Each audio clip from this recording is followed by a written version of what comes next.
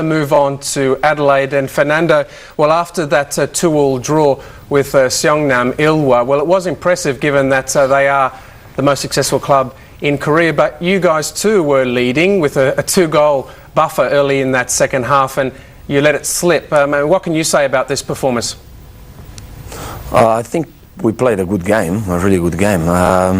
We had a few chances to score more goals, so the Korean club as well. I think we just, of course, after leading 2-0, we could, get the game over and walk away with the 3 points. But unfortunately, we just, conceded 2 goals, and sometimes that's the way, the game goes. We just have to keep going. Of course, it's a hard job for us now to get a spot in the knockout stage, but we just have to keep fighting. I think we proved that we can actually be successful against them and even against Shandong.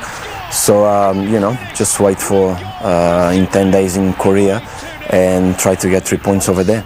It appears, though, Fernando, that you are enjoying your game again, at least. I mean, you're finding the target a bit more as well. Where do you see yourself? Because it's been a bit quiet compared to the Fernando we knew, who picked up the NSL Player of the Year award with the Brisbane Strikers.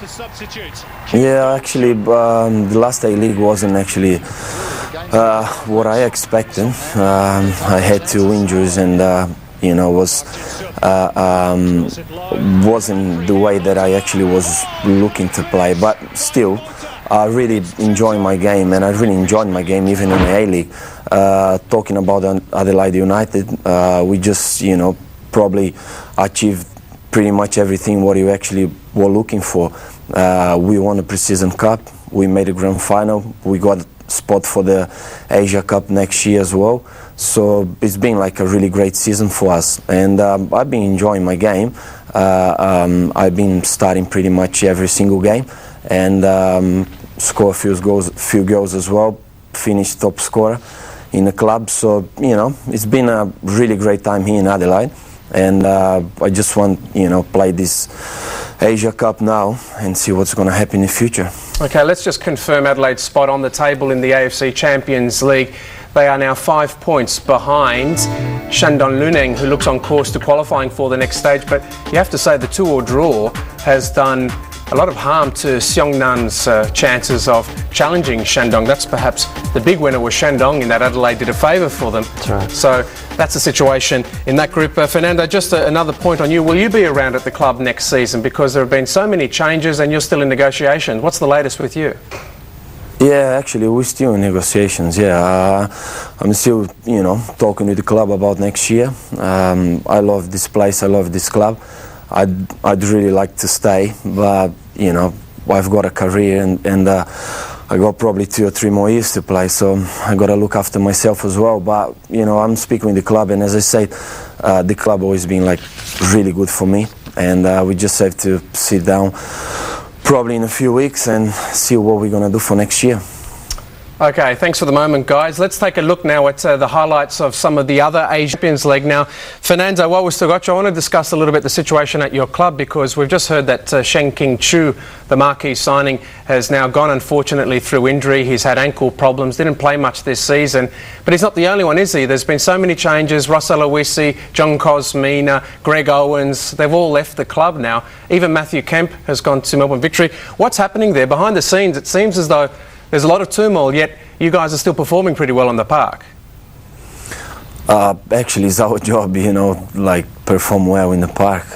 Behind the scenes, we just have to live with, the people that are running the club. We don't have, much actually to say about. It's a bit hard when you see, people who stay with you for 2 years.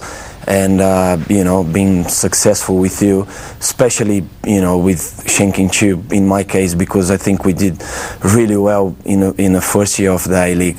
But of course with Ross and Matthew Kemp, and even with Cozy, a guy who I know for like 5 years now. But that's probably the way the soccer goes. We're getting old anyway, so they probably have to look for a new young players come in, and we got Nathan and and Bruce and Rob Cournois. So we got like really good young players coming up, and you know, probably that's why the club goes for next year. And Shenking Chu really is going to be a big loss, Craig and Branko, don't you agree? Because we remember from his first season in the A-League, he scored some wonderful goals. And so he was a marquee player as well, we shouldn't forget that. So maybe a bit of money to spend now for Adelaide, Craig. Some of the goals he scored were exceptional, actually. I remember one I think in the final series against Sydney, might have been up here in Sydney with the outside of his left foot. It was really top class. He'll be a loss. Having said that, you know, when players get injuries and so on, you know, I mean, he can be replaced. The question is who you bring in. It'll be interesting to see whether Fernando, because I do feel though that Fernando is starting to find his form again, and when he's in good form. But also Bruce Jitte is going to be very interesting. You know, I think there's a lot of people are big fans. That was the goal there. A lot of people are big fans of him. It seems as though his combination with he supplied Fernando the other day. It seems as though their understanding is starting to develop, and you know, he might come along next season, Jitte. Okay, guys, well, we have to leave it there. Branko?